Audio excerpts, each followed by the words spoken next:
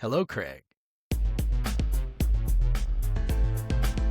It's all on you, it's all on me. Can't you see? It's all on you, it's all on me. You and me, can't you? It's all on you, it's all on me. Hey, Craig.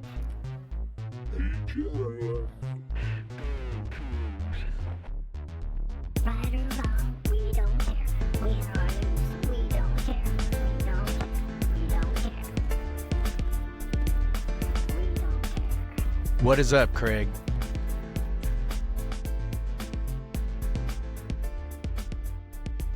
Craig, you have no sound.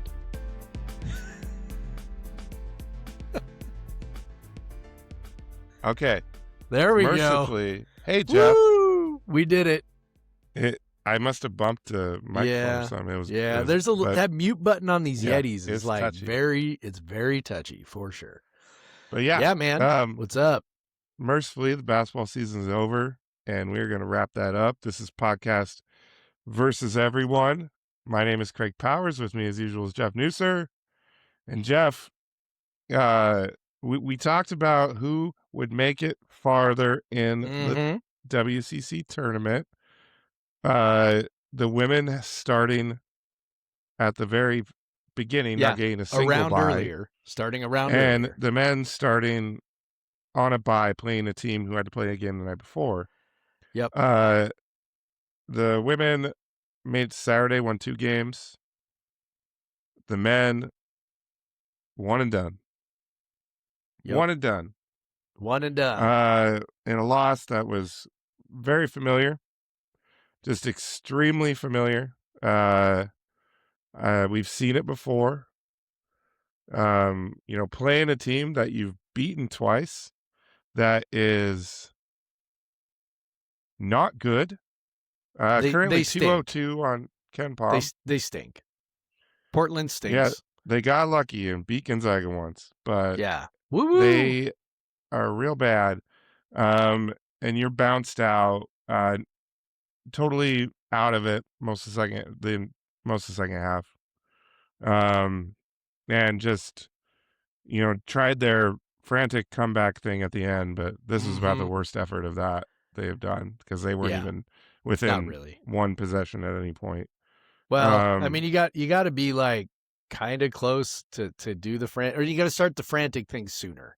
Yeah. Like that's they were on they had 53 points with 7 minutes to go.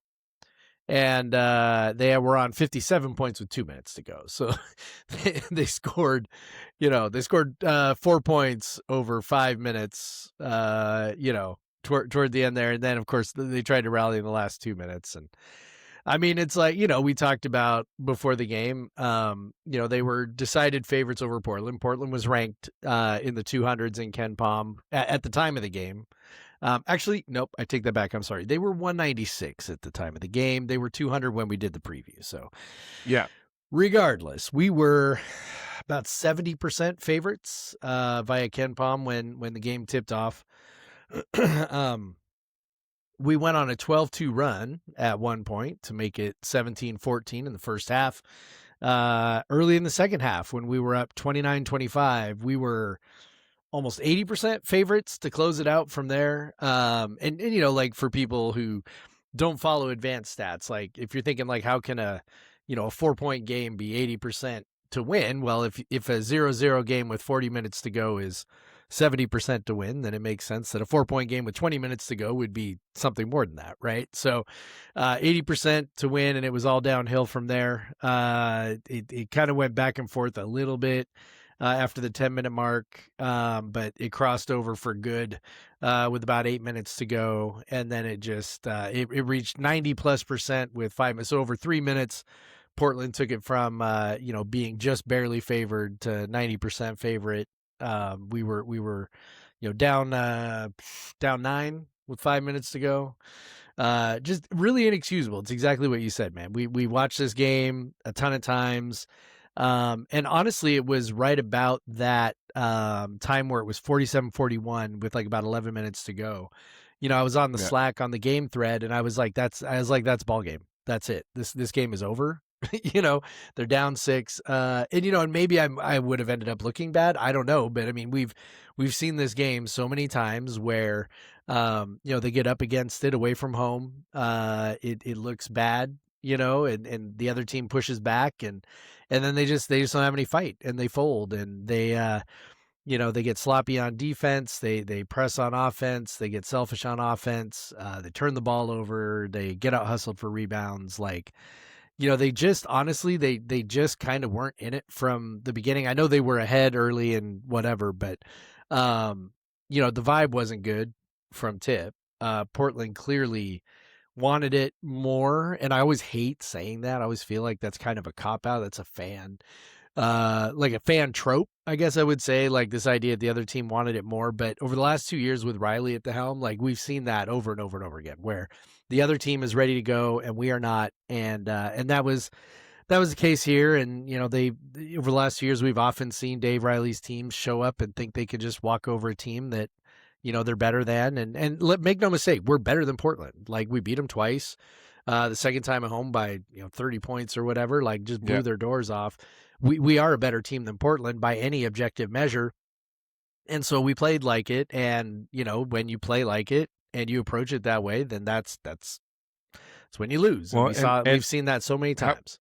Evidence they approach it that way is how they start the game. Like, it's they score 5 points in the first 7 minutes, and First 5 minutes, but yeah. But yeah, 5 points in 5 minutes. Yeah, it's 7 points in 7 minutes, whatever. 7 points in 7 minutes. It's 11-7, and suddenly your 70% favorite is now flipped. They're no longer the favorite in Right. 8 minutes.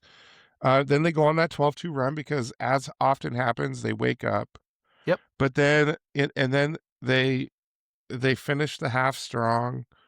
You feel okay. Maybe they woke up and they'll put the foot on them in the second half.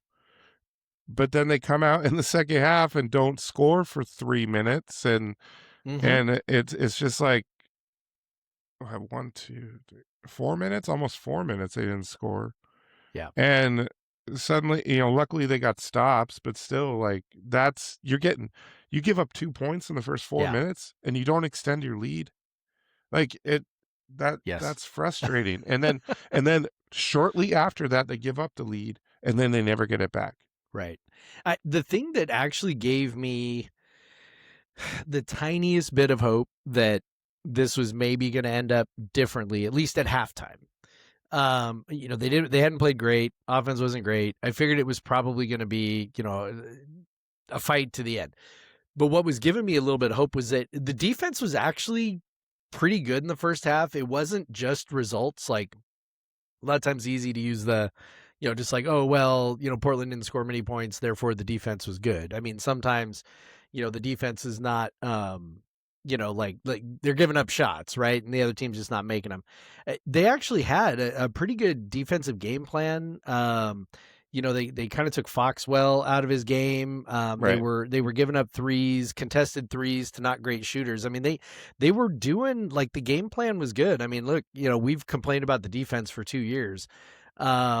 But I mean, if they're doing it, I'm not going to sit here and try and say they're not doing it. Like, they were doing it in the first half, but the flip of that was, and we, again, playing the hits, right? Like David Riley playing the hits.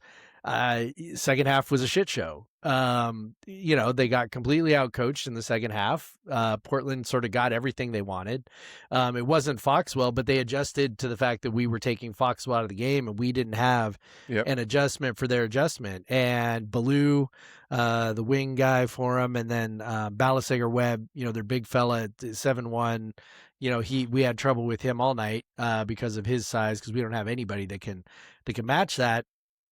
And, we end up giving up, 50 points, I think, right? 50 points in the second half. Like, I mean, come the fuck on, man. That's bullshit. Like, have a little fucking pride. Like, go out there and play and quit acting like a bunch of babies when it doesn't go right. And that's what these guys do, and it's frustrating. And on that regard, I'm glad the season's over, just because like I'm just kind of tired of watching that. But I'm always bummed out when the season's over. I always Right. hope it gets better. I was hoping it's maybe, gonna get maybe better. we had, you're like, maybe you got this miraculous Wayne Tinkle-esque Yeah, I mean, run, crazy and shit happens, but yeah. not for us, man. Not 2 years with David Riley, man. Not for us. Good shit doesn't happen for us. The last time, we've been throwing this stat around the Slack. So if you're ready for some Fact Center, Craig, you ready for some Fact Center? I'm ready for some Fact Center. This is the Coug Center, or sorry, the Coug Center, the podcast versus everyone Fact Center. Sorry, All I right, had Craig. a senior moment there. Yeah, I know. But it never leaves you. It never leaves you, man. I mean, Yeah. one of these days I'm just going to refer to you as dancing football again. I'll be like, it's my partner, dancing football over here. You got to be a Coug Center old head for that one. But okay, so how's this for a little knowledge bomb? This year we had zero quad 1 or quad 2 wins. Zero. And we're not like quad 1, quad 2 is a wide gap. Like you can't, like, we had 14 opportunities in quad 1 and quad 2. We had 14. It's not like we didn't have opportunities. We had 14 quad 1, quad 2 opportunities. And like, if you're talking, well, what makes a quad 1 quad? I mean, just, there's all these net rankings, whatever that do it, but just think like, basically top 100 teams is kind of it, more or less. but quad 2 zero. goes a little Quad- bit. Yes, quad 2 can go way down on road games. So it's Yeah. like we had 14 fucking shots and didn't get one, right? And you have to go all the way back to January last season for our last quad 1 or quad 2. And it was a quad 2. It was that win at San Francisco last January, right? And dude, it's fucking depressing, man. You got like, Apropos David of Riley- methane, the Campbell Camels, Yeah. who are something around the apropos close of to nothing. close to the 300th ranked all-time program on KenPom, had 2 quad 2 wins this year. Yes. Quad 2. Two and- of them. And 2 of them, and WSU, who had more chances, and honestly more reasonable chances, Oh, yeah. because Campbell's going on the road and playing Oh, like, yeah. They're playing buy top games 10 and shit. teams and shit. Yeah. But apropos nothing. It's not, by the way, for people who don't know, coach of Campbell, the Campbell Camels, our good friend of the pod, John Andershek, used to be an assistant coach. He's been on the pod, I don't know, 2 or 3 times. Used to be assistant at WSU, so he's the coach there. And yeah, they had 2 quad 2 wins. Dave Riley has 0 this year. Last year I think we in had. case you're wondering, 4. WSU is the 94th ranked program all time Yes. on KenPom. Yes. So in theory, we should have more of those in theory. So over 2 seasons, I want to say it's something like 4-24 or 4-26 or something like that in quad 1. And and 2 those were games. all within, like, a lot of them were like this stretch right after Coward got hurt. Like they got Boise and they got They beat Nevada. and those were On the 2 of road. them. Yep, that was one of And them. that was when we were flying high. We were like, okay, this Yeah. is gonna work. Like this Yeah. is gonna work. And it's just been the same shit over and over again after that, and which is really unfortunate. Again, like these teams are better than Ernie Kent's teams by Yes, advanced metrics, by a large margin. by a large margin. But even Ernie Kent's teams got, well, now we didn't have net back then, but we can look at the rankings of these teams that they beat, and we could say that would have We been a can quad 1 or surmise, quad yeah. 2. They had multiple quad 1 and quad 2s in Pretty much many of every his years. Many of his, pretty much every year, and Yeah. with roughly the same amount of tries at it. Like this was not this was a top heavy schedule. Yeah. So there was a lot of top 100-ish teams in there, and then a lot of bottom 100-ish teams, of course. So they had a lot of chances, and then they had a lot of games against real bad teams. So you're Yep. thinking at least they get a couple of those get it 2-3 of those quad 1, quad 2s, even if you're bad. And even by their rankings, they should have gotten at least a couple of those. I mean, they then- were favorites, or at least coin flips in some. Yeah, and then but I'm just saying, like, yeah, like in congregate, like in aggregate, Right. they should have gotten a couple just Well, yeah. randomly, and that's usually Yeah, what if you- happens with teams. If you add up all the probabilities, right, and you just add up all the percentages, like I would assume that it worked out to at least 3 or 4 wins. Like that Yeah. would just be my, without doing the math, like that would And- be my working assumption. and then you're looking at, and so last year they got those 4, and Mhm. then they were able to beat up on those bad teams enough, not enough really, because they lost to Pacific twice, Mhm.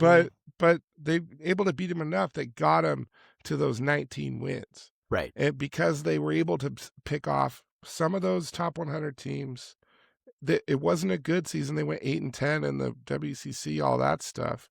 But Yeah. at least you're like, okay, they won some games. But this year was so devoid of fun because Yeah. there was no win you could look back on and be excited about. Not even Like there's not even a literally memory. not even one.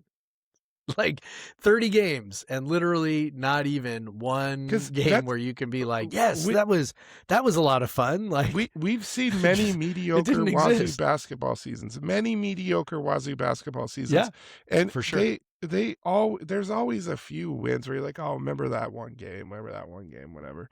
But this is just nothing. Like all you think is the frustrating losses, and your biggest win is St. Thomas. Yeah. And Yeah, in the third game of the basketball season. power that we all talk about. third St. game of the Thomas. season. That a university that so many Wazoo fans had totally heard of before. Yeah. that That's game. been in Division 1 for about 5 minutes. Yeah. The- Yeah. Yes, So that was our top that's- win. Like that's your Craig is high not water mark. exaggerating. That was our best win of the season, number 108 St. Thomas. Next best win of the season, number 111 Pacific. Next best win after that, number 118 Seattle. Next best win after that, number 161 Loyola Marymount. Like it goes downhill fast. Although we will say, the season opening loss to Idaho, looking less bad in retrospect, with the Vandals in the tournament. I'm pretty stoked for them, man. That's cool. Vandals, Anyway, who finished 7th in the Big Sky, by the Yes. way, yeah, and won the Big Sky tournament. was unusually good this year. It was a lot better than it normally is. But anyway, But yeah, this is not but yeah, not Big Sky talk. But But yeah, you know, but then you look at your worst loss to Yes. 264 Pepperdine. Yep. And there's only one coach that has lost. We talked about it last time. There's only Yep. one coach in recent WSU memory, even on in the KenPom history going back to the late 90s, that has lost to teams that bad multiple times. we lost to 3 teams this year sub 200. Yep. Portland, by the way, Portland was 196 when we played them, but they finished at 202. Roughly, we say finished. There might be a little bit of movement here and there They based could on end up postseason stuff, Going but up and down. regardless, 3 losses to 200 or worse. I don't think that, honestly, I don't think that's ever happened in KenPom because we just don't usually play that many sub 200 teams. No, we do, but and if they're- we do, they're it's in the preseason. And non-conference. and right, we've been whatever, better. And then also, I also went back and looked.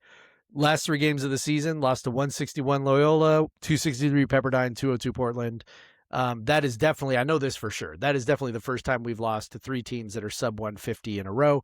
Again, part of that is we don't play 3 teams sub 150 in a row. Hadn't done that for a very long time because of just, playing in the Pac-12. But still, it's still hugely embarrassing. But Craig, did you know that actually we got this all wrong, and it's not David Riley's fault. It's because the program isn't supported well enough. That's why they lost to Portland and Pepperdine and Loyola, and that's why they blew like a 20-point lead at Oregon State, and that's why they went to Seattle and scored like 28 points in an entire game. It wasn't that bad, but close, right? It felt like that. It's because it's, and we're hearing this from multiple outlets. We're hearing this from John Canzano, went on he wrote a little, a column on his newsletter, and went on, Jason Puckett's show, right, talking about, well, he's doesn't have a lot of support, and all institutional support, and their NIL budget's rather low, and so Craig, that's why the team turns the ball over 50 times, and that's why they blow leads, and that's why they fold like a cheap tent, and that's when why it gets hard. so the resources at WSU must be the same as Eastern, because these teams are exactly the Yes. fucking same He is in built. both style and quality as his That's teams not an at Eastern. exaggeration. Like, he's built the same team 4 times in a row. Last 2 years at Eastern, first 2 years at WSU. Any way you want to slice it, stylistically, like you said, qualitatively, right? Like, they are ranked roughly the same in Ken Palm all 4 years. He's built the same team 4 years. But despite that, we got people telling us this, including apparently his I don't know, an another alumnus of Eastern Washington University at the Spokesman Review, who wrote a long column today in the Spokesman. We're recording this on Thursday. That doesn't cover Wazoo. Yeah, that doesn't usually cover Wazoo unless we're mad at our coach. And then apparently the paper of record in Spokane has to come to the defense of our poor, beleaguered coach, who is being treated so unfairly after losing 7 of the last 8 and losing 3 games in a row to sub 150 teams and 2 of them to sub 200 teams on Ken Palm. We are the ones, actually, Craig, who have unreasonable expectations for Washington State University basketball. You knew this, right? We are learning. We are being taught by this Eastern Washington alum, who apparently runs the sports section up at the Spokesman, that we are the ones who actually have it wrong, and that we are the ones who actually need to check ourselves. Because, he says, this is the line he used, if we're mad about Jimmy Rogers leaving, we can't be running off David Riley after 2 years, because loyalty works both ways, Craig. Yes, absolutely. Loyalty works both ways. That point. I feel like we could read this whole column and just like take it apart piece by piece, but that point doesn't make sense. Like, I don't know. Like, loyalty works both ways. Like, no, like, if Jimmy Rogers was bad, WSU would have fired him. Like, this is how the relationship works. We don't go out and have a press conference before right when we hired Riley and say, Riley, us fans weren't saying we're going to stick with Riley in the long haul and stuff, the way that Rogers did when he was hired. And it's just not the same It's scenario. not the same. But It's also silly. People are rightfully mad that this team is losing to Pepperdine and losing to Loyola and losing to San Diego and losing to Oregon State, who just fired their coach. Like, they're rightfully mad that they finished so low in a WCC that they clearly should be, at the very least, be 4th in. Like, based on program history. Like, I'm not like, if we want to talk about the history of programs, WSU shouldn't be any lower than like 4th in this league. And if that's what we're talking about, like, as I mentioned before, they're 94th all time on Ken Palm. So in the last 27 years or so, they've been the 94th best program, which is not great for a Power 5 school. No, it's terrible. But also it means we expect to be roughly a top 100 team every year, and we expect to beat teams in the 200s and the 150s. Yes. Every time. Yes. Or with occasional mess ups, whatever. Sure. We expect to be able to beat other top 100 teams on occasion. Yes. These are at just least on very occasion. low expectations. Like, Yes. yeah, like we saw last, we see he brings up the 19 wins last year, just, and then comparing them to Kyle Smith's, he had 3 seasons that were one game over 500, whatever. Just ignoring the fact that one coached in the Pac-12 and one coached in the West Coast I know. Conference. It's crazy. It's And like the also gaslighting ignoring here the is fact that unbelievable. Kyle's last 3 seasons, he had winning conference records, and he was real close in the season before that. Yeah. And it's just he went to, like, he never had a season this bad. Like, No. if Kyle Smith would have had a season this bad in his second year, Yeah. we would have been like, okay, this ain't working. Maybe this ain't working. Exactly. But they I mean, look, we've been there. drastically his second year. Yes. Yes. Yeah. With Kyle, it was pretty linear. The invoking Kyle's name on this is definitely the one. If you haven't read it, you can go to spokesman.com and check it out. It's by Ralph Walter. So you can see it there.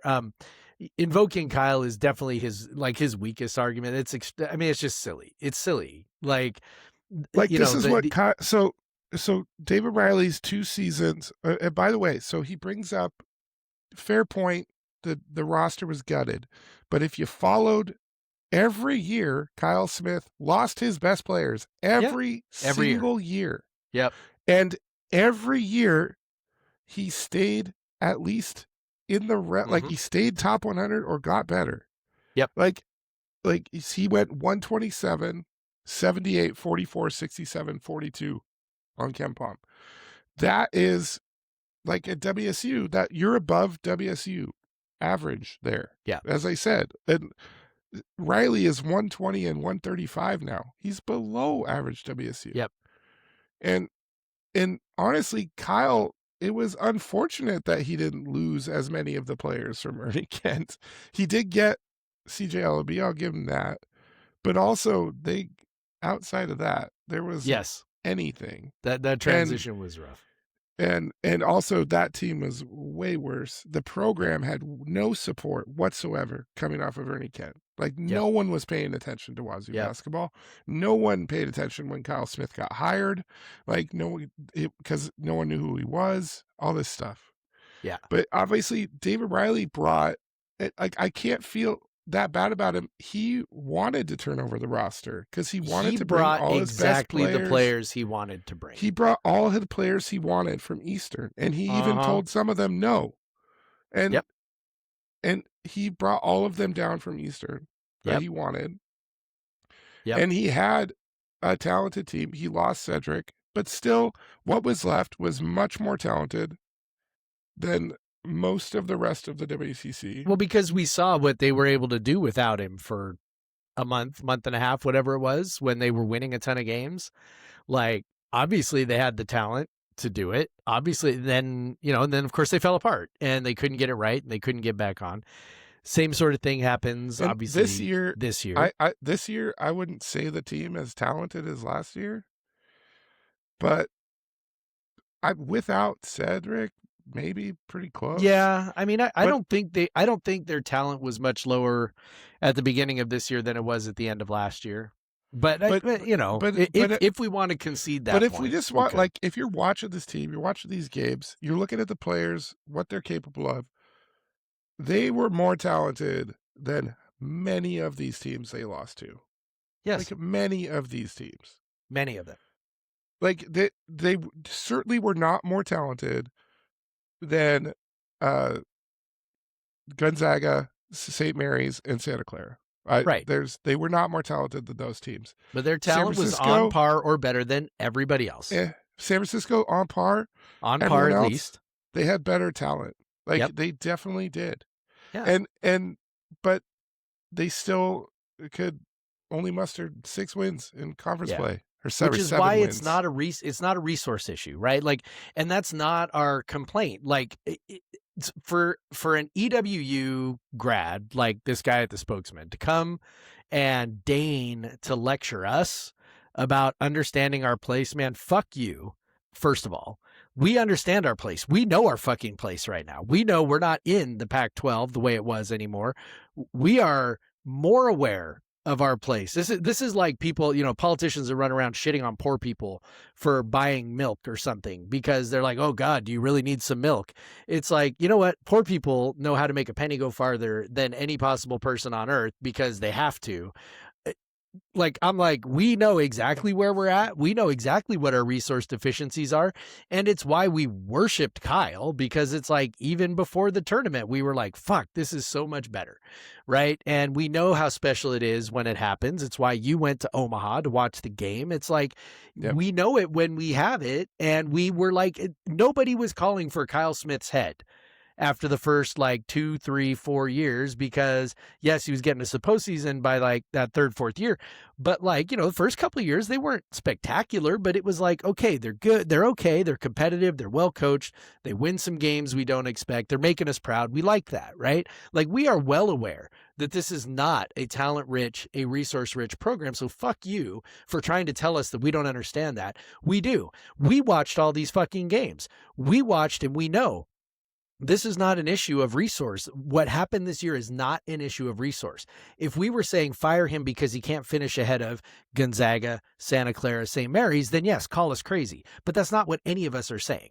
We are all saying it's not too much to expect us to be right behind those three teams, right? It's not too much to expect us to be. Honestly, if I was just being completely and brutally, bluntly honest, it's not too much to expect us be in the position that Oregon State was in the last 2 years.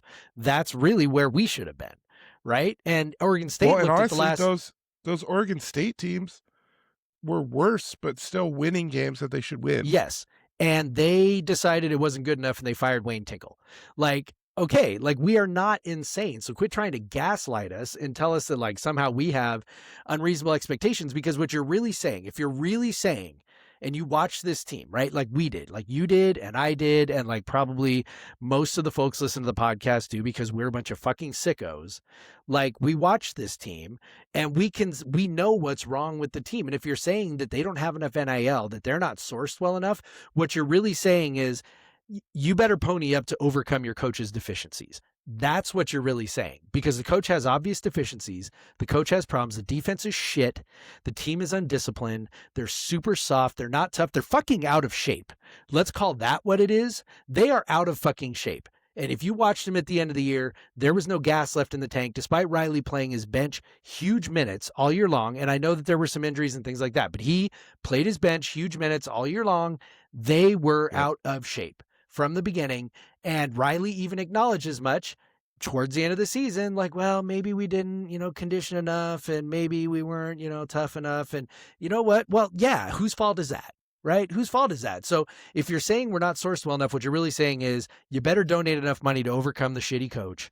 And that is at that point, you're making my argument for me. Yeah.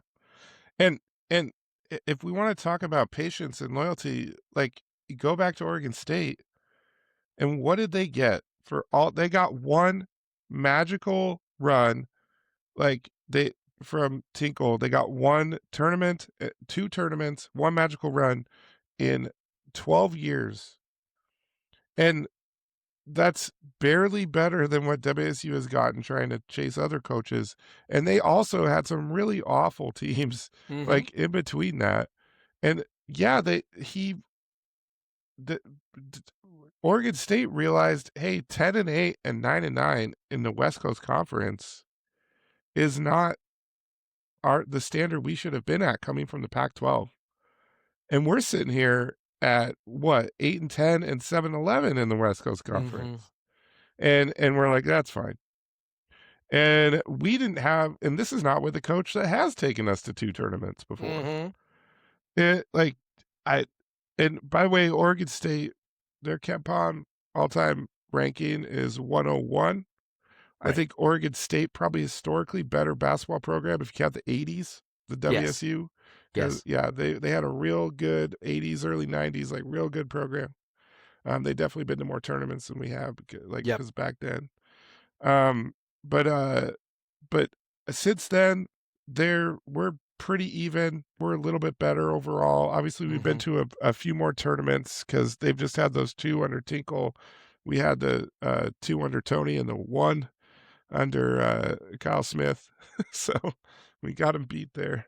But yeah, it's just 2 programs obviously weren't great like power programs, but now you're playing a bunch of teams. You played a conference that has 2 good programs and then a bunch of other programs who have struggled to be relevant for much of their existence, and especially their recent existence, and Yep. and a conference that is just littered with teams at the bottom that are below the one in the 150s to 200s to 250s, and that like literally like Big Sky quality teams on the bottom.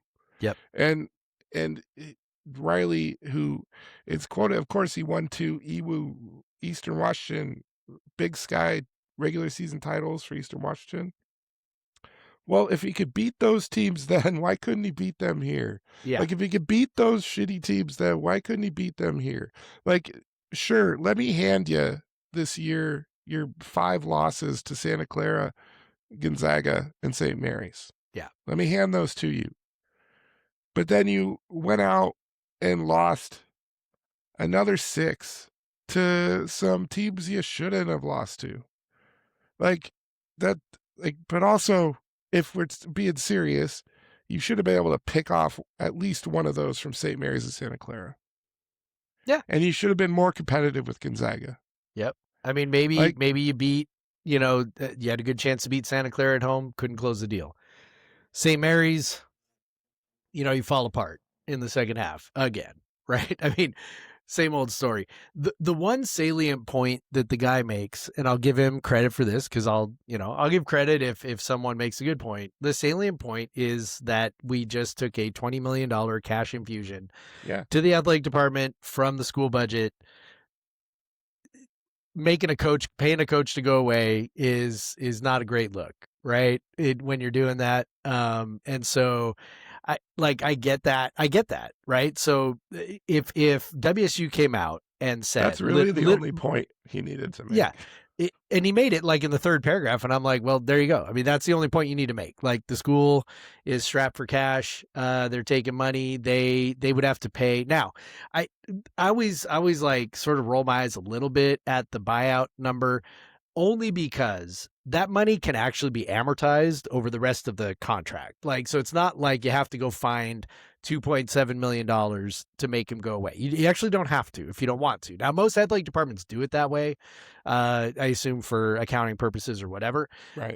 But you don't have to. These contracts are written, so you can just keep paying him the annual salary until the contract is over. So if you really wanted to, you could pay him $700,000 a year for the next 5 years to not coach our team, or 4 years or whatever it is to not coach our team. Okay, fine. But it's like, that obviously is a good point. And if somebody from the athletic department had come out this week and said, hey, look, it's not good enough, it sucks, and also we're not in any financial position to fire a coach right now, so he's going to get another year at least. If somebody said that, I'd be like, okay, but and that's why don't piss on me and tell me it's raining, like, it's definitely not. He really sucks. So, let's not pretend that we're a little bit of NIL away from suddenly fixing all of David Riley's deficiencies, which are, everybody keeps saying he's a young coach. The only reason he's a young coach is because he's still a pretty young guy. He's not a young coach. He's not inexperienced. He is 5 years in. Kyle Smith was on to San Francisco at that point after 5 years or 6 years or whatever, right? Like, from Columbia. And granted, he had been an assistant for a really long time, but like, David Riley is not an inexperienced coach at this point. He's just not. And so quit infantilizing him and quit treating him like he's a child and hold him to account for this bullshit. And this, which has been the same thing over and over again. He has the same teams over and over again. Like, it's crazy. Like, the consistency of David Riley across 2 different schools. Like, his last 4 years have been so crazy similar. Yeah. But also, the offenses have not been as good at Wazoo as they were at Eastern. Obviously, their ability to beat really bad teams, although he ended his career at Eastern by losing at home in the Big Sky Conference tournament to Sacramento State. Or sorry, it was neutral field. They don't do the at home anymore, but it was a neutral site But lost to a to- shitty team. to number 314 Sacramento State. Mm-hmm. Like, and in the Interesting. season, they had lost to number 312 Northern Arizona, number 223 Montana State. Interesting. Like, Mm. they were 152 themselves, so these were upsets. They were getting upset by like losing to number 314, number 312.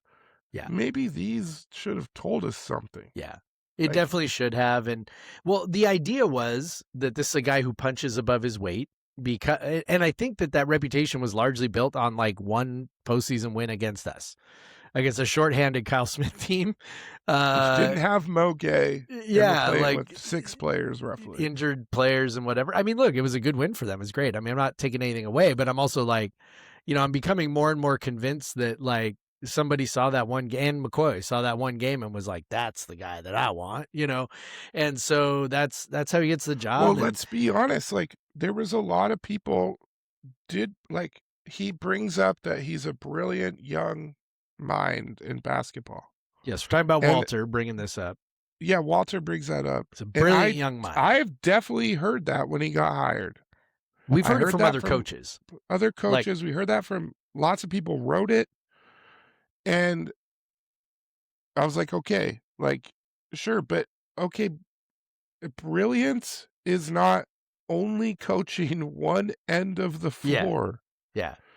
Because to have a team that will contend for NCAA tournaments in a league that is not a one bid league, you have to have some level of competency on both ends of the floor. Yep. And frankly, if you're going to be a one trick pony, your one trick has got to be a lot fucking better than his offense has been at WSU. Yep. Because his offenses haven't really been that good. Like, they've Yeah. been barely top 100. Yeah. In terms of KenPom rankings and Bartorvik rankings, whatever. Like, barely top 100 in adjusted efficiency. That is, like, if that's your one trick, that should be a top 50, a top 40 thing. Yes. And by the way, Because you have it to would have been overcome reasonable. being so bad defensively. Yeah, it would have been reasonable to expect that kind of a bump moving from Eastern, where he had offenses in the 60s and 70s, to coming to Washington State. You would expect with the better and I mean, nobody's going to, for whatever anybody wants to say about our resources, nobody's going to argue that our resources are worse than Eastern's, right? They're substantially better than Eastern's, even if maybe they're not keeping up with, the top end of the WCC or whatever with what's going on there. You would expect, okay, more resources. You're an offensive genius. Give me a top 50 offense. Give me a top 40 offense. But we don't have that. We have the same thing, the exact same thing. And, and look, we're going to have him next year, right? Like, I mean, we haven't said this plainly, but obviously they came out this week and said that he's not going to get fired. I think am most interested in a year from now, because I think there's a pretty good chance they are better enough that people talk themselves into him as a coach again. Because one thing we know in this environment is that continuity and experience are like, those are the two things that allow pretty much anyone to punch above their weight. If you go to KenPom, you and I spend, ungodly amounts of time looking at stuff there. I was looking the other day at teams. Actually, what I was really trying to investigate was Miami of Ohio, kind of trying to figure out like how they improved so much. Coaches got them playing way better than they've played historically. And what I noticed was basically they had almost no roster turnover from last year, and they're all like juniors and seniors. So when you have teams that have continuity and have experience, they were like top 10 in continuity, top 10 or 15 in experience. You put that combination together, you look in the top 10 in continuity, and it's like the teams that are experienced there are like punching above their weight, their historical weight at their program, right? So I'm going to assume Ace Class is gone. right? Yeah. Like he's a freshman. He's going to get a multi-million-dollar offer somewhere. So I'm assuming he moves along. I'm going to assume that maybe somebody else goes who we'd like to keep. Maybe like Reeve Avers would be a guy that showed he would be a really useful piece on a really good team with what he does. But I'm also going to assume that pretty much everybody else is back because I can't see a huge market for a guy like Ndidi Okafor, who is an undersized center who doesn't spread the floor, isn't a great passer. I mean, he made huge progress. Don't get me wrong. But if you're like an upper level program looking for a guy like that, they aren't looking for guys like that very often unless they're like 7 feet tall and blocking a ton of shots and making their twos at like a 65 to 67% rate. ND makes them at like 58%. Like that's not good enough. If you think about like Oscar Clough, yes, he got not much attention after WSU, but then he goes to South Dakota State and puts up those numbers, right? And then he goes to Purdue, but ND does not have that profile. Like right. he's not like he's a solid player for us, no doubt. He's not a face-up guy. But he's not a great passer. Like the kinds of things. I mean, he tried to be a face-up guy this year. Yeah, it's just not the kind of things that most that element of his game. I don't want to sound like we're shitting on him. I am not at all. What I'm saying is, in terms of guys who are going to attract large offers, he's maybe not. His skill set isn't one that teams covet typically. Okay, well, so yeah, I think he's probably back. I think Yalaho's probably back. I think there's a decent chance, honestly, that Adria Rodriguez gets another year. I'm sure they'll appeal to the NCAA, try to make an argument that he should get another year. With the way things are going right now, I mean, who the fuck knows? Maybe he'll get it. Yeah, if dudes who played in the G League are trying to come back. So I think there's a pretty decent chance that we are one of the teams in the country next year with some pretty high, especially if we can keep Favors. I think that's the key. I think for him, just total side note, I think for him, the question is, does he want to be an off the bench 3-and-D guy on a really good team, or does he want to try and develop into what potentially an elite scorer, which I think he could be if he stays here. So that's going to be up to him. What kind of role he wants, or if he wants to just cash, chase a paycheck too. So whatever. But if he's back and everybody else is back pretty much except for Ace, more or less, you're going to have high continuity. You're going to have high experience. You're going to have a whole ton of like juniors and seniors, even with all their flaws. You're going to have a lot of experienced guys. And so usually that adds up to teams playing better than you expect.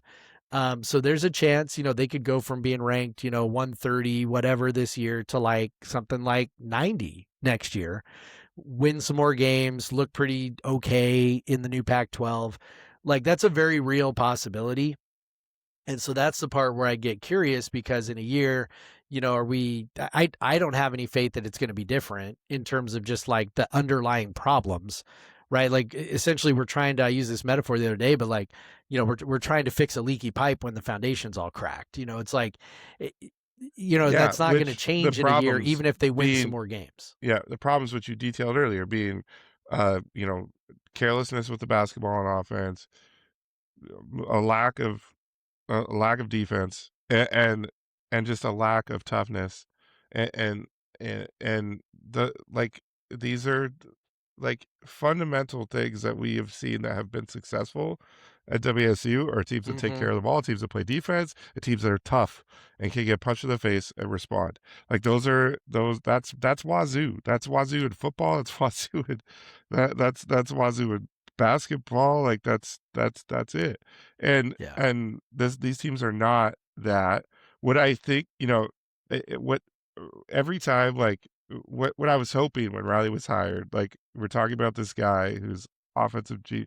I always think of Fran McCaffrey's teams at Iowa.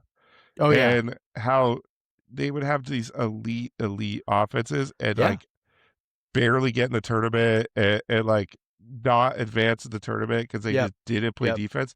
But they only actually would get in the tournament when their defense would creep into the top 100. Yeah. And a couple times he had some offenses in like the top 30, but like he would only have success when his team played some defense.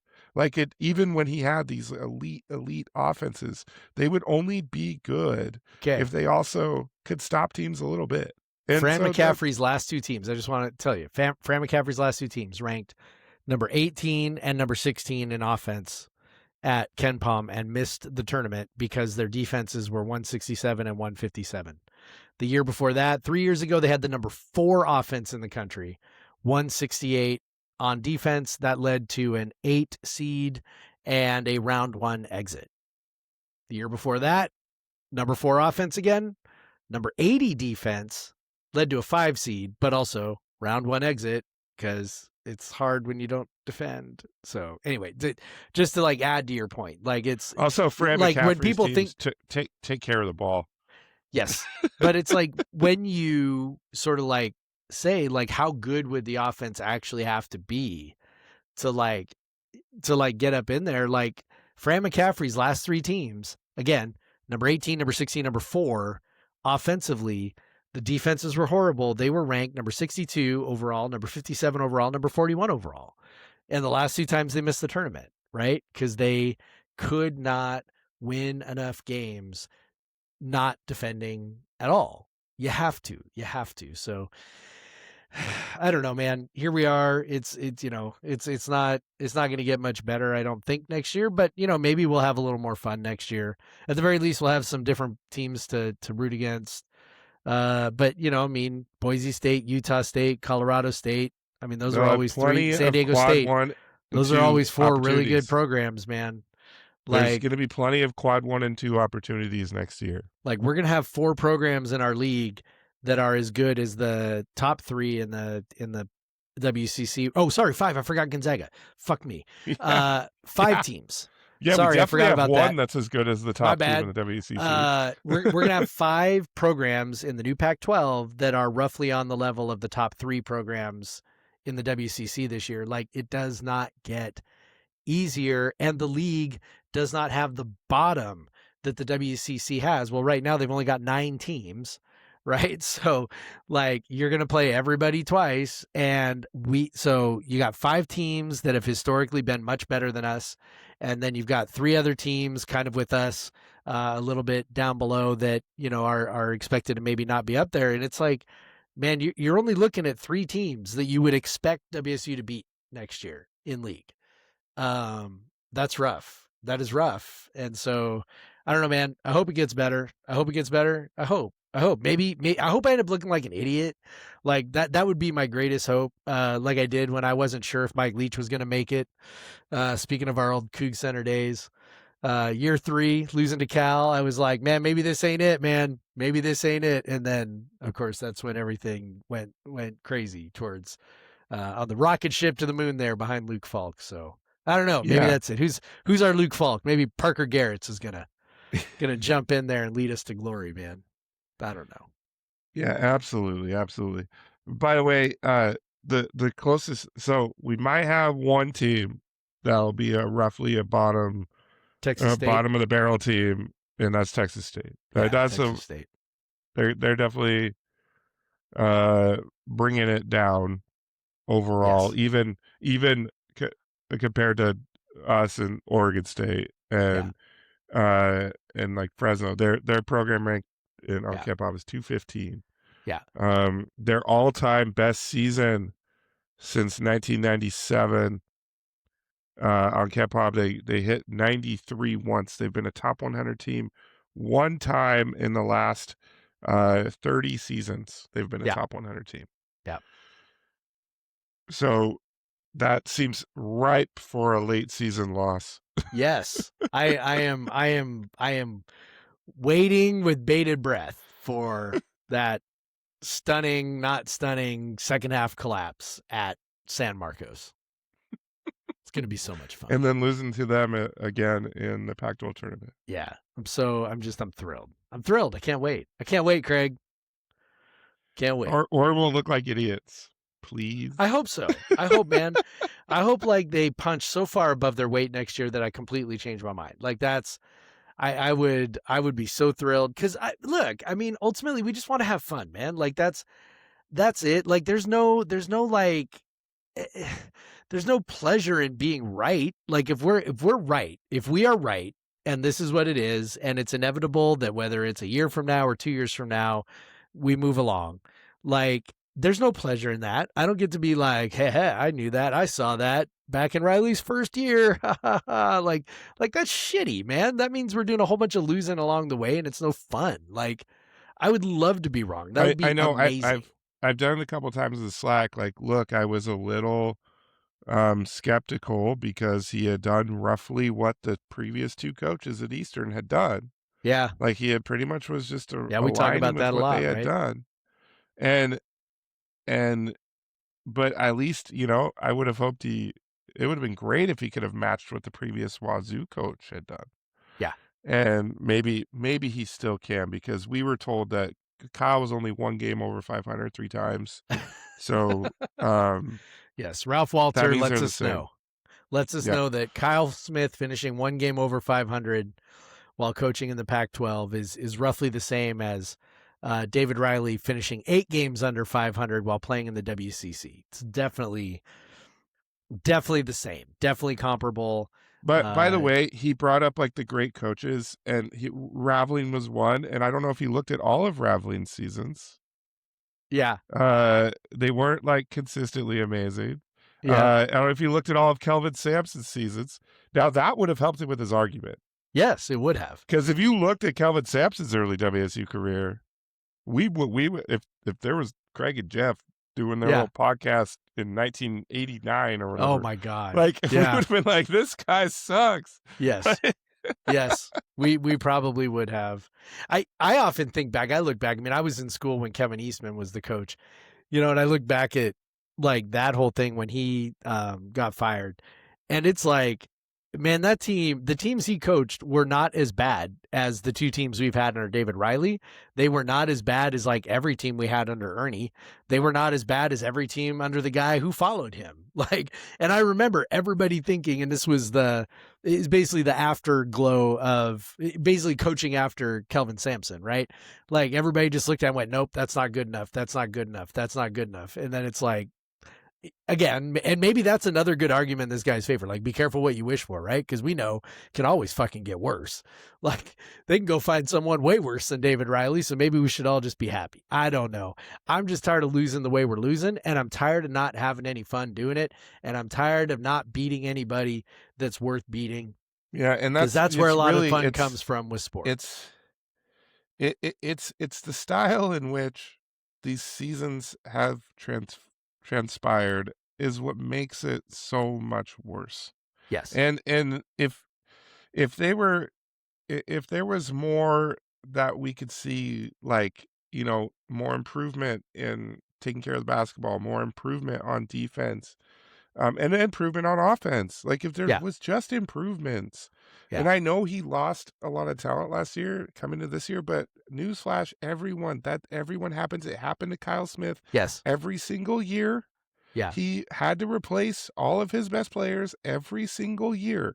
Like he lost CJ Ellaby, and then he lost Isaac Bonton, and then he lost.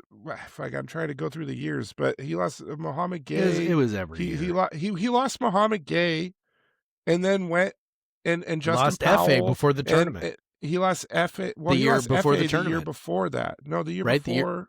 No, he lost FA, and then it was the Mo Gay year, and then he lost Mo Gay, and then they went to the tournament after they lost Mo Gay, who was a fucking amazing basketball player, First round NBA and the draft pick. focal Or point second round. of Early the second round, so team. whatever. And he lost NBA Justin player. Powell, and he lost a lot of players. Yeah. They, It just They it lost. doesn't hold any water. Like the whole argument, as you've said, it doesn't hold any water. It makes no sense. He doesn't know what he's talking about. He's friends with Riley. He acknowledges that right off the top, that he's known him since his earliest coaching days at Eastern, which he's not referring to when David Riley became the head coach. He's referring to David Riley being an assistant coach way back when. So he's rooting for him. He thinks he's great, and he's a brilliant offensive mind. We agree. He's a good offensive mind. Wonderful. Great. That doesn't make you a great head coach. So, It could make it is you- what it is. Look, if you're building teams between 120 and 150 every year, you will crush the Big Sky. You will do amazing in the Big Sky. You will Yeah. be an all-time great Big Sky coach. Yep. But that doesn't cut it. That didn't cut it in the WCC. Mm-hmm. And that's definitely not going to cut it in the Pac-12. So he's got to get better. And I Yeah. hope he does. Yeah. But we're just saying what we've seen so far, it's hard to expect outside of what Jeff said about hopefully some minutes continuity, which is something WSU just hasn't known in recent memory. Although, like, you could argue that, that tournament team getting Yaki back, Mm-hmm. like, that was a huge role. You had a starter that came back. Having Miles, who was in the program for a couple of years despite not playing, you had some continuity with the coach. And so we're hopefully some minutes continuity will help. And I think it will be, hopefully it's good for Riley, and hopefully he does get more money to go get some players. But also, I don't think that in a lot of these losses that we're pissed off about, the players were the talent was the issue. And if you're losing to teams in the top, in the top between 150 and 250 regularly, you're gonna struggle in the next iteration of the Pac-12, and I just don't want that. We put the damn conference together. I don't want to put it together and get our asses kicked all over No the floor. shit. Yeah. Yeah. But so surprise us, man. Just surprise us. Whatever, Yeah. dude. Give us Like, give us some happy moments. That's what we're asking for, man. Give us some happy moments. Jeff, what are you doing to mourn the end of lost Wazoo basketball season? Well, the beer I'm drinking. So I talked on the last show. I'd gone to Hood River with my wife because we had gone to Skamania Lodge. So last week I had a beer from Freem. Sorry if you heard that. I actually just bumped my mic stand. So the last one that one was the Crush West Coast IPA from Freem. Just down the street from Freem is Ferment. And so I got I brought back a 4-pack of their 12-degree Czech Pils, which is an absolutely delicious, very crushable Czech Pilsner. Very, very good. My lasting memory of Ferment is it being the second stop that day after drinking a few beers at Freem and going to Ferment, and then being like, yes, I will have your extra barrel-aged bourbon stout thing. And they poured me a 12-ounce pour of this, 13% or 14% bourbon barrel-aged stout, which I think you described that as wild behavior from Ferment. Because when I saw it on the menu on the tap list, it said, da da da da, and it was, I don't know, it was like, I don't know, $9 or $10 or something like. So I assumed it was, an 8-ounce pour or 6-ounce pour or something. That's like when you go to a bar and the bartender is just pouring doubles as triples, pouring singles as doubles. Yeah. Like you're just asking for trouble with your clientele. When you do I was that just like, shit. and then he poured it and handed it over. I was like, well, shit, So then I'm like, I enjoyed that, enjoyed it very much, and tried to sip and Trying to keep it cool. I was pretty jolly there by the end, especially because Sarah doesn't drink anymore. So it's like, but she's just, lovely and is like, yeah, you go, I'll drive. We're good. And so I'm out here like, woo. And so I didn't bring back any of those. I did bring back a few of the barrel aged stuff from Freem. I'm sure I'll dig into those over the next few podcasts, but yeah, the Pilsner, Czech Pilsner, it's great. 12-degree Czech Pilsner. If you ever find those, it's delicious. For sure. Does Ferment still on their packaging do the top Ferment and bottom Ferment? I don't think so. So they used to if it was a lager, bottom fermented, they would put Ferment on the bottom of the can. And if it was an ale, maybe top fermented, they would put it on the logo on the top of the can. So it looks like they're not doing that. This is a lager. They put the logo on the top. So I don't think they're doing that anymore. But it was really cool. It was such a nerdy ass thing to do. I totally would have. That would have made that would have been completely lost on me. I guess is what I'm saying. Yeah, like So it was just I always love that. Like I think they stopped doing it because probably like you said, like most people are just like, yeah, yeah, what? yeah. What does All that right. mean? Is this two? They probably it was like two different breweries. Yeah, yeah. So I in honor of the passing of this WSU basketball season, I'm drinking Dust to Dust. From Holy Mountain. Little Holy This Mountain. label is all messed up. I don't know what I've heard happened. that's a good brewery, Craig. Yeah, from Holy Mountain, in collaboration with Jolly Pumpkin, another good brewery, Ah, okay. who I'm not sure if I've ever uh had on the pod. I'm getting blurry again. I hope it's not too Ah, you're annoying. fine. But this is I think from like I want to say like 2017. Sorry, I bumped Oh, my geez. laptop there. I pulled it up. I'm trying to see when I first checked it in.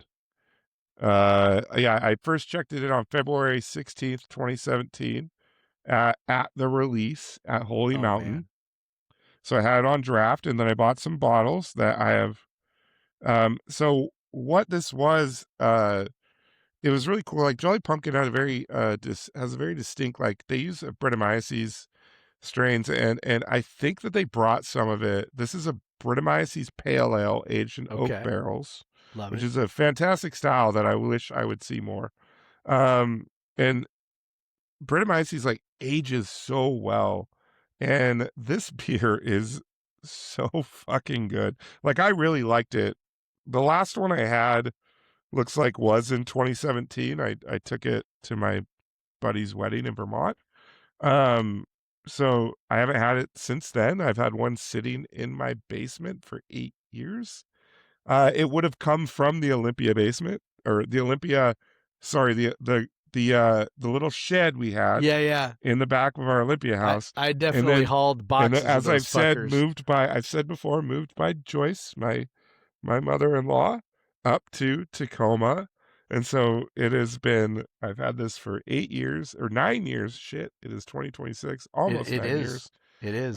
Oh wait, did I say that was February? Yes, this is 9 years. 9 years old. 9 It years. is drinking fantastic. Like it tastes so good. I wish I had more. Like I haven't had a Brett Pale Ale in so long. And I forget how much this used to be one of my favorite styles.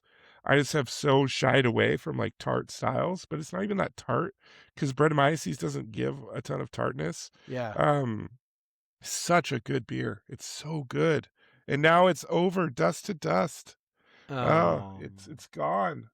This is sad day. early Holy Mountain. These Yeah. fucking shit they would bust out was so fun. They were just cranking out their sours, their Yeah. saisons. We're just hitting it every time. And that guy then went to Floodland. But they're still good, by the way. Holy Mountain still crushes them. Those brown labels I love so much. And this one Yeah. is so good. Blast from the Past. I know that color on that is crazy, man. Well, the color. It's kind of I got all the dregs at the bottom in it Okay. now. This is bottom of the. So it's Okay. a little thicker, but it was that color. Like it's Yeah, crazy I mean, I colors. saw it. Like anybody who's watching this on YouTube, like would have seen you drinking it with. It's very orange. Looks like you're drinking orange juice Yeah. almost. I can't believe how good it is. Like Yeah. 9 years out. Like I love it. This is what I'm doing now. I'm just going to the basement. I poured Amanda some of it, and then brought it in. I'm just going to the basement, pulling out old ass beers, and you guys are gonna watch me drink I old love ass that. beers. I love that. So yeah, so Dust to Dust, Holy Mountain. Check it out It's if you can find fantastic. it. Go find it. Go find this Yeah. 9-year-old beer they brewed one. Go get it Just at your local I'm store. sure that won't be. I'm sure that won't be At too hard. your local Fred Meyer. They just Just have it go sitting on shelves. find a gas station or something. Yeah. But yeah, so Dust to Dust, Ash to Ashes.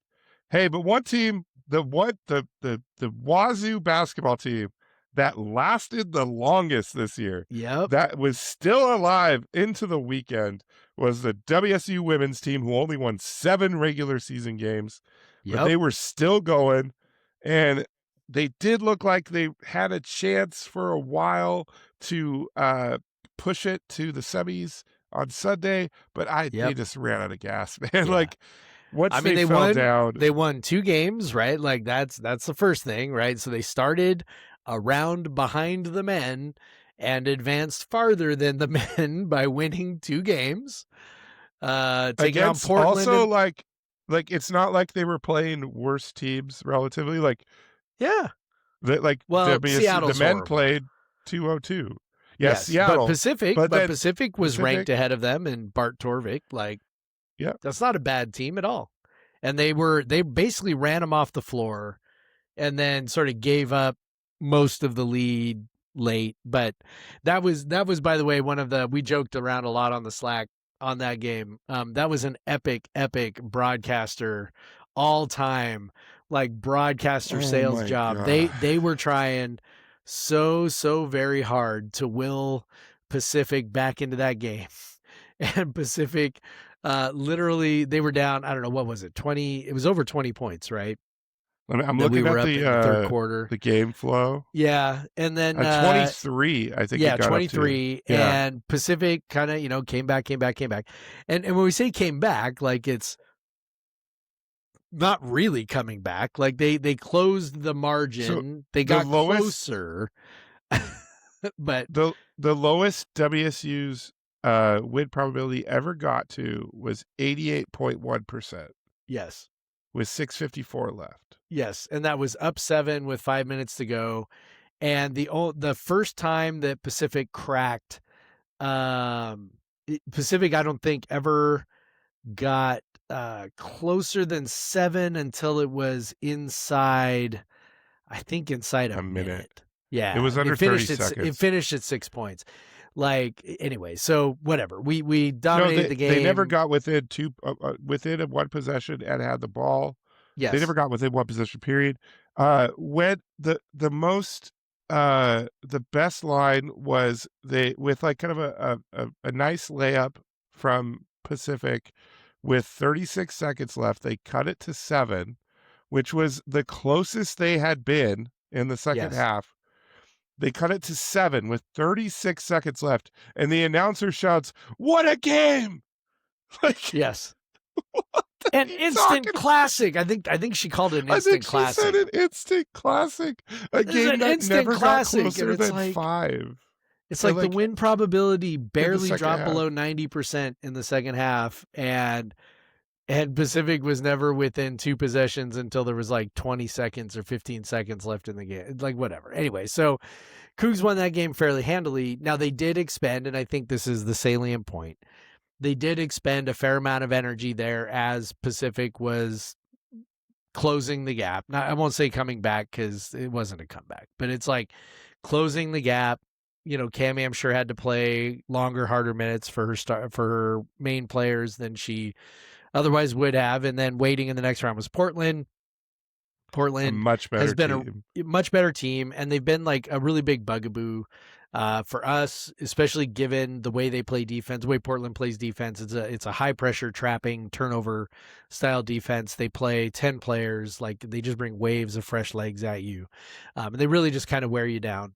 It's been a real bugaboo for us. Not a huge surprise given our sort of our offensive struggles. Even the best of times under Cammie, we weren't a great offense. And the last couple of years, turnovers have been a pretty major issue. And so you play a team like that, whatever. So Portland, we were with them for about a half. And then it was the third quarter. It's like a 3-minute stretch in the third quarter where it completely fell apart. And it went from like, I don't know, a 2-point game or a 3-point game to like a 15-point game or something, right? Well, yeah, they were leading, and at one point in the second half, I believe. No, maybe they were never leading, but it was a 1-point game. Yeah, it was a 1-point game with about all of a 18 and a half sudden- to go. And then, like, literally within 3 minutes, it was 14. a 13-point game. Yeah. And you just knew, like, they don't.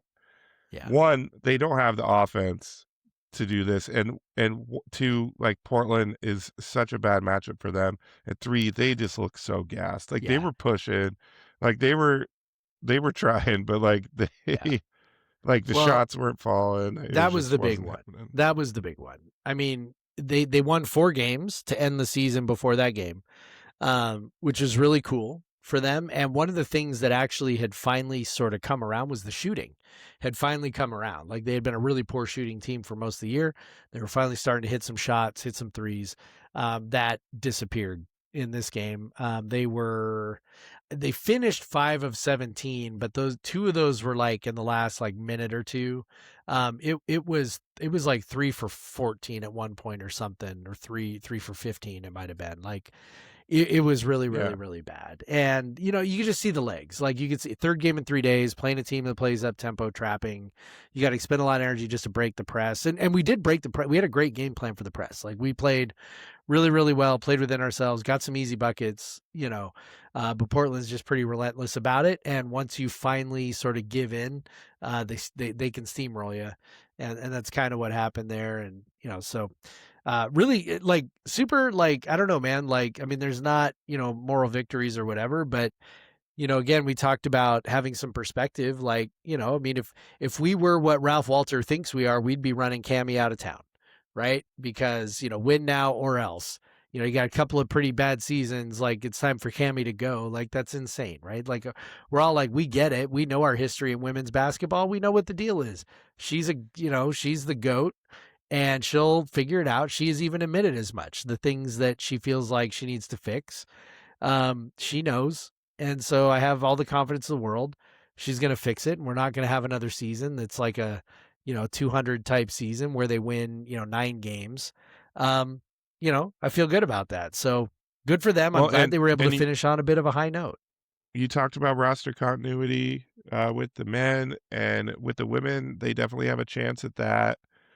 Just some of the youth getting older, maybe some of them being asked to move on, maybe Yes.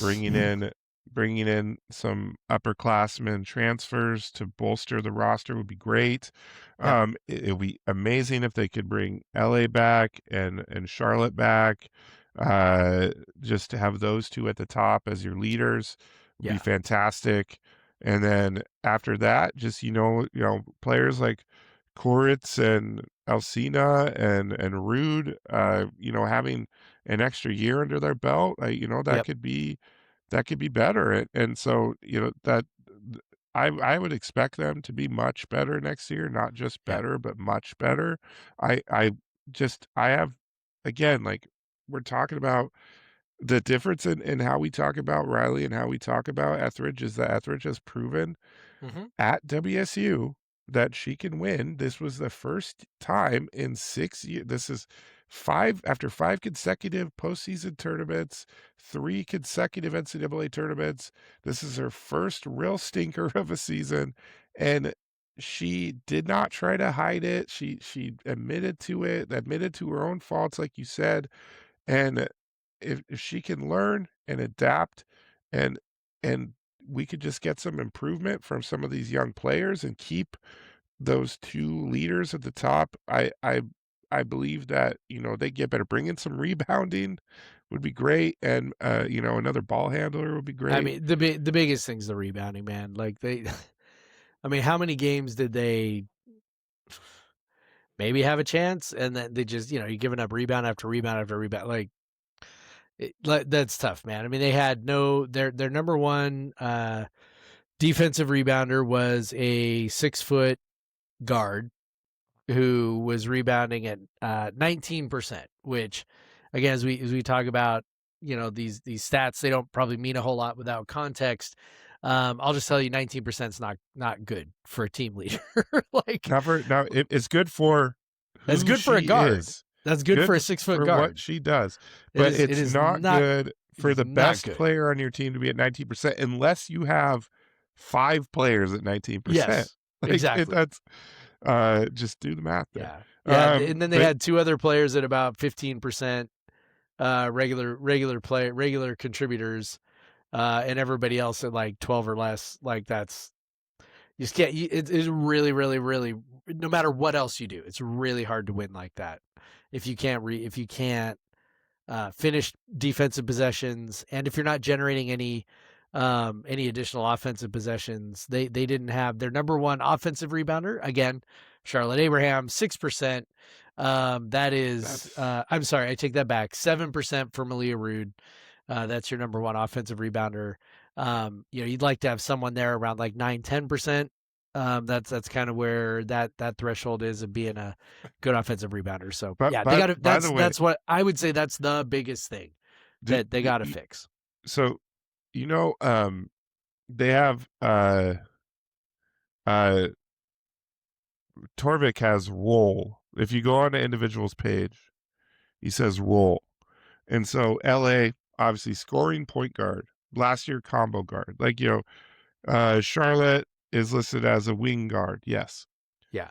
What do you think Malia Rude is listed as? I'm gonna guess shooting guard, Wing guard. wing guard. Okay, yeah, yep, definitely not a wing guard, but she profiles that way because Yes, not a great of- rebounder, this is why and Ken shoots a fair Pom number took- of threes.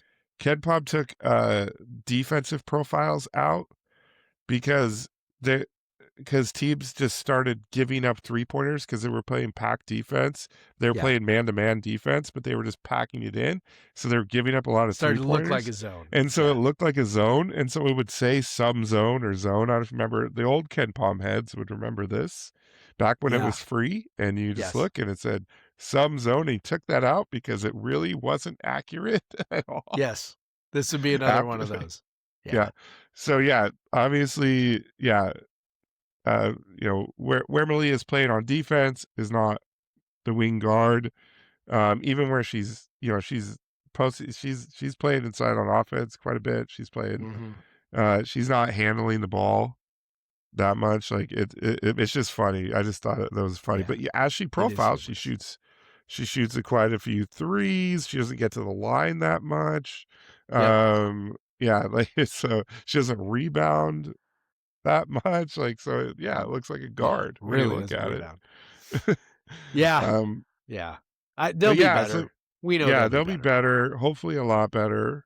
And I am not as familiar with the history of the programs coming into the Pac-12 Women's League as outside of probably Gonzaga, which has been pretty solid recently.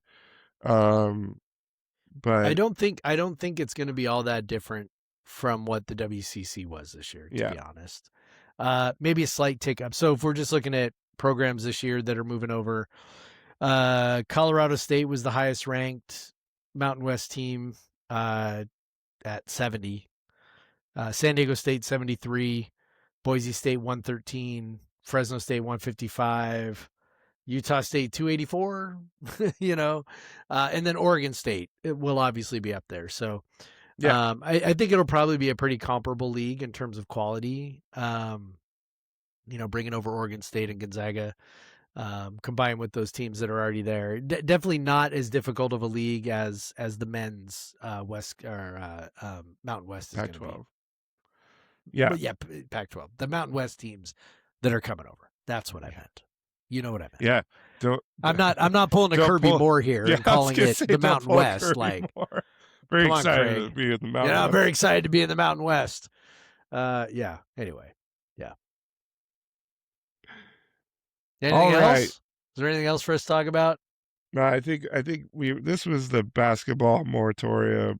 This was our basketball week. So we'll just leave it at that. Yeah, I mean, I don't think there's much else to say. We could, real quick, we got to plug the newsletter, podcastversuseveryone.com. Go there if you're not subscribing to the newsletter. I'm sure I'll write some stuff during the off season. We'll probably do a bracket contest this year because everybody fucking does Yes. those, right? So sign up for that. There's always time to sign up for the With the premium. The big right? You can prize join of bragging rights in that. Yeah. bracket Well, last year I contest. mailed out a home field shirt, so Oh, that's know. right. maybe we'll do that again. Never too late. Sign up for the premium subscription. Join our Slack. Come hang out with us all day, talking about nonsense and complaining about coaches and getting World excited about Baseball Kirby. Classic. Yeah, I mean, Support stuff like that. spring The football's Olympics. right around the corner. So anyway, Yep. go fucking Cougs, Craig. Go fucking Cougs. Black Lives Matter. Black Lives Matter. Get vaccinated. Get vaccinated. Support a union. Yeah, like REI and Starbucks, get with it, man. Let your workers Stop- unionize. Free Palestine. Yeah. Stop bombing abolish schools. ICE. Stop bombing Abolish ICE. Iran.